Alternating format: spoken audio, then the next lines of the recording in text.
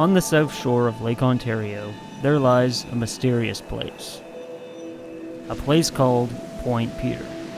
There's a lot to see.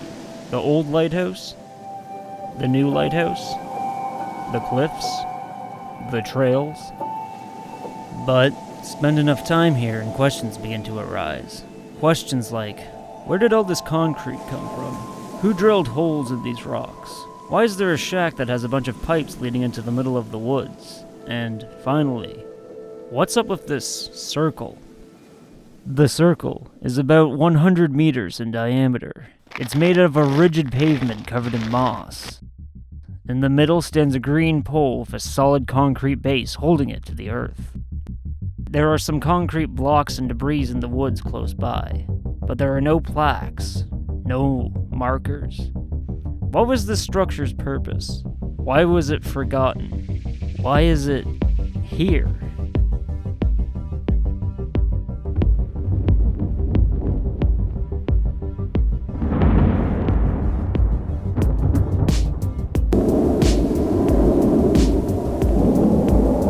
The threat of this destruction has affected our way of life in every city, town, and village from coast to coast.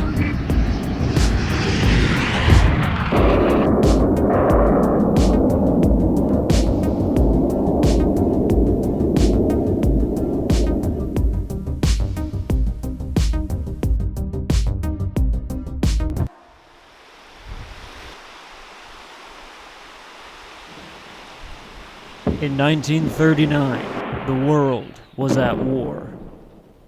The Royal Canadian Air Force needed trained soldiers. 107 training schools were operated across Canada during the war, including at the recently created CFB Picton. The Royal 31 Bombing and Gunnery School began training at the base. They operated several bombing ranges in the area, including one at Point Peter. The rocky shores were lined with anti-aircraft guns. The fields around the point were filled with tents. Dummy aircraft were dragged via cable behind a plane. The AA guns would then try to shoot a pattern just behind their target. As one man, local to the area, accounts, the vibrations created by the firing of the heavy anti-craft batteries was such that the windows on our schools would rattle.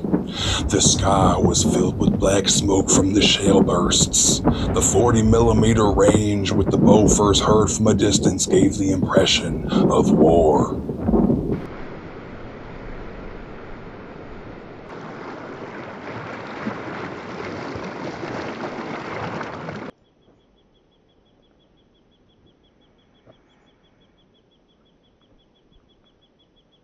As one war ended, another began.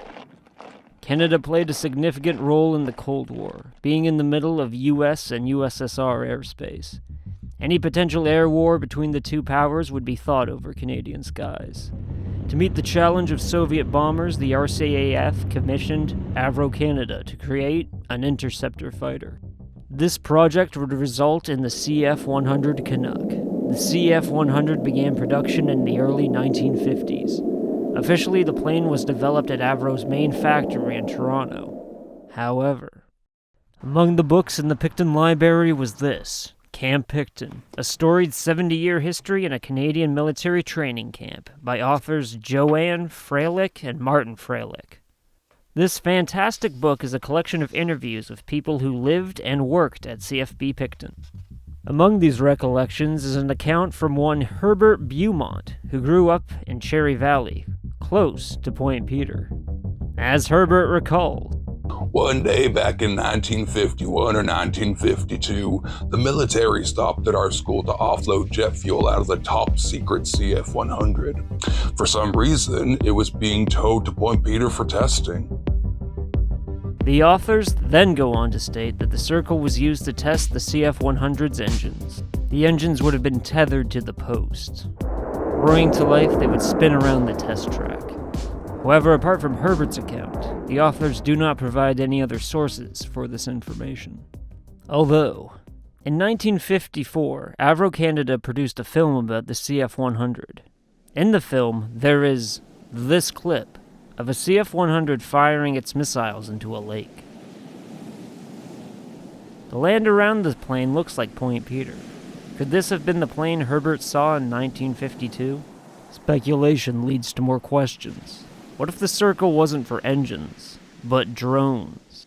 In an obscure aviation forum on the web, the idea of a circular runway is proposed by one user, Print744. Another user, Cessna729, fires back that such runways exist and are used for launching drones. By following this lead, we find ourselves in Bogat, Holland. There, another circle imprinted on the Earth. Same size, also related to anti-aircraft training. The Dutch army trained using target drones. Drones were spun up to speed around a tether and then launched into the sky. Thankfully, photos of this practice still exist. Two theories: jet engines or target drones. Canadian soil was not scarred by the wars of the 21st century. Yet the marks from training and testing for these wars can still be found in remote spots across this land. What was the circle's purpose? It remains unclear.